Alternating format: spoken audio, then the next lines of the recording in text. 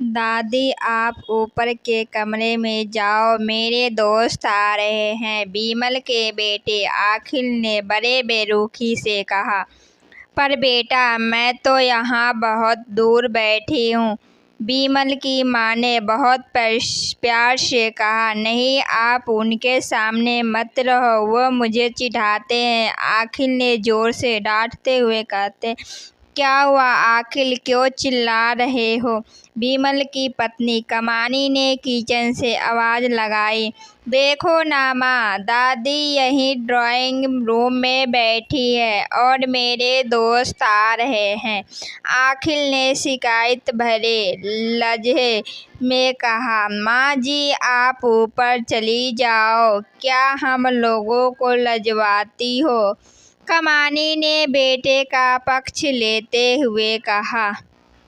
बेचारी सरस्वती चुपचाप उठकर जीने के सहारे ऊपर जाने लगी। कमर झुकी होने के कारण उन्हें ऊपर चढ़ने में बहुत परेशानी हो रही थी,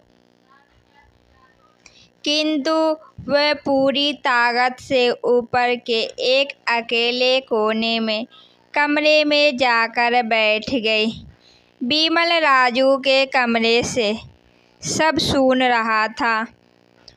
उसे कष्ट हो रहा था कि उसकी माँ को अपमानित होना पड़ रहा है, किंतु वह असहाय था।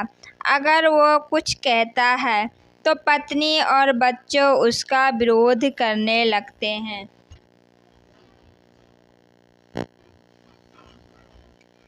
दूसरे उनके तर्क भी सही लगते हैं, चूँकि वे एक प्रशासनिक अधिकारी था। उसका सामाजिक स्तर बहुत ऊंचा था। उसकी चुपचाप इस तरह हर दिन अपनी माँ को अपमानित होते देखता रहता था। रात को बिमल की पत्नी ने कहा, देखो जी, अब कुछ करो। कल कलेक्टर साहब की पत्नी आई थी। माँ जी अपनी देसी धुन धारा में उसने मुझे बहुत शर्म आ रही थी, बताते हुए कि ये मेरी सास है। मैं कह दिया कि दूर ही की रिश्तेदार है, इलाज कराने आई है। बिमल को रोना आ गया, किंतु फिर भी वह चुपचाप रहा। उससे समझ में नहीं आया रहा था कि वे क्या करें।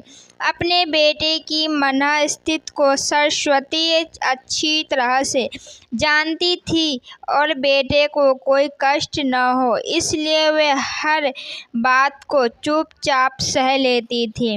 बिमल बहुत उदास रहने लगा।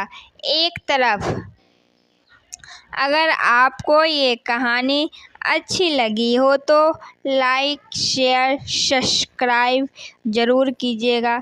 धन्यवाद दोस्तों।